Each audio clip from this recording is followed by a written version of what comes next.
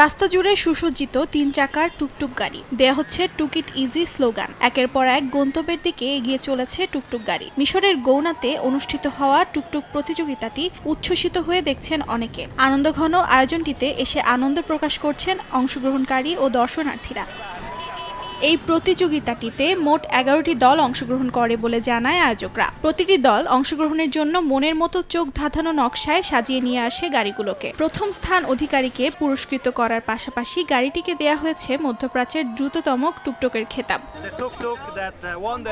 আমি অনেক আনন্দিত যে বিয়াঙ্কা নামের টুকটুকটি এই প্রতিযোগিতায় প্রথম হয়েছে। আমি এবং ম্যাথিউস একসঙ্গে এটি চালিয়েছি। এটি আনুষ্ঠানিকভাবে মধ্যপ্রাচ্যের দ্রুততম টুকটুক। এখানে সবাই পুরস্কারের জন্য এসেছে, আমরা আনন্দিত। রেডবুল কোম্পানির পক্ষ থেকে এই টুকটুক প্রতিযোগিতার আয়োজন করা হয়। মিশরে প্রথমবারের এমন ভিন্নধর্মী টুকটুক গাড়ির প্রতিযোগিতা অনুষ্ঠিত হয়। অর্জিতা শাহজিন, সময় সংবাদ।